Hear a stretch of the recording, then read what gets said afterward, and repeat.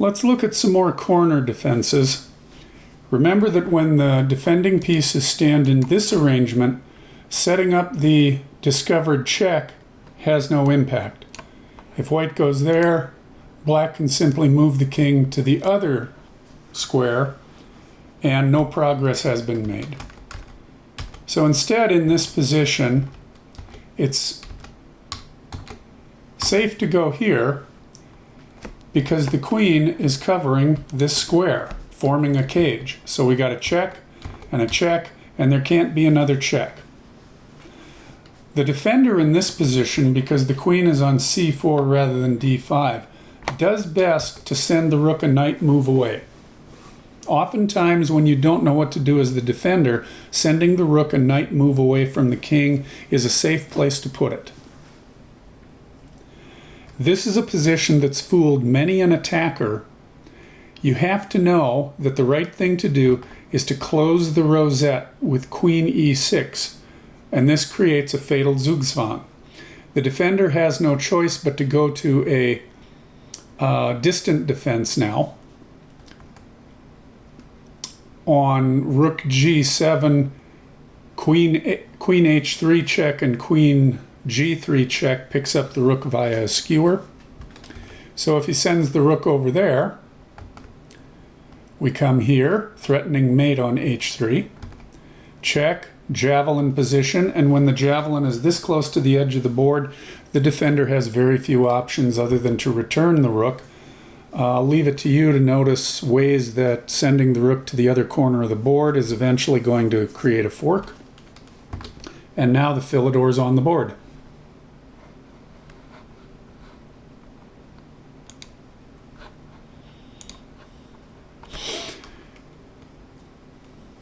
Once again, if we move queen d3, we're creating a diagonal discovered check that the king can afford to ignore by playing black king to g7.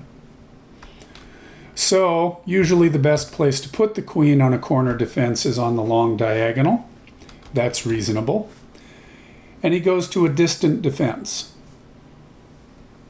Now that the rook is no longer on g7, it makes sense to create the discovered check. It guarantees that any check from black, there's only going to be one of. Check here. Generally better to walk away from the opposing king. Now he has to do that, relying on stalemate. King takes f7 is stalemate. And the queen takes up the long diagonal, the place where the queen tends to like to hover. So he goes there, diagonal position on the board.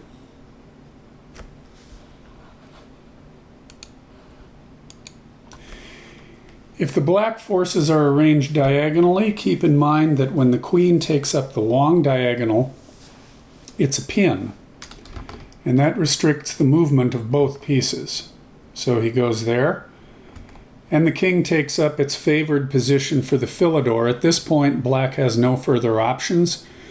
A check here leads to an immediate fatal cage. And the only other option is to go there, which leads to an immediate Philidor. Familiar process.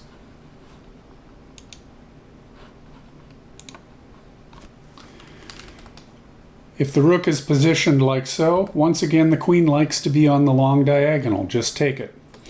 Now if he blocks with the rook, king f6 creates the diagonal position in the corner. We're very close to Philidor, 2 moves away from it. So if he brings his king out, well, once again, move your king to the position it wants to be. Rook f7 check, king g6 is the immediate fatal cage. If he gives the other check, well, you go there. You always have to watch out putting your king and queen on the same file that there's no skewer, but there isn't. h5 is covered. So again, black can take up a distant defense, but now there's no hope, since it's always possible for the queen to check on the 8th and 7th ranks and create a fork from this square or this square, depending on whether the rook went here or here.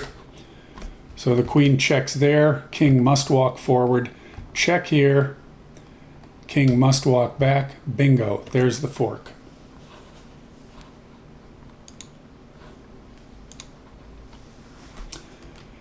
And if the pieces are the other way round, little has changed. The queen still likes to be on the long diagonal.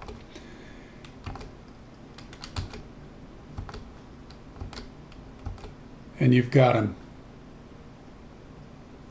2 moves from mate. Queen likes to be on the long diagonal, even though our attacking king is starting farther away. Same process applies. We'll have him go to that corner instead. Walk the king in, check there, check there. We've seen this before. Distant defense, check on the back line, come up 1, and fork next move. And finally, if you have both pieces like this with the king restricting the rook on one line, nothing has changed. The queen's already on the long diagonal, so walk the king in. Rook, king to g7 leads to a check on g4 and then on h4 or h5, and the king is going to walk in and kill you.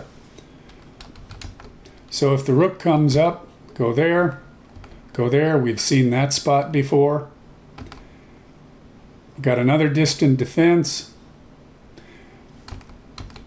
Queen checks from here.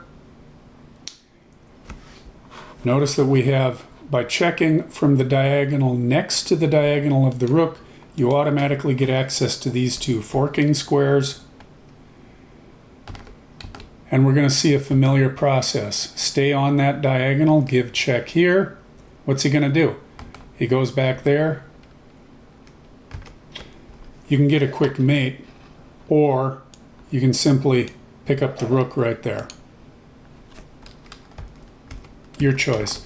This is actually safe simply because the queen's covering the checking square. Matter of preference.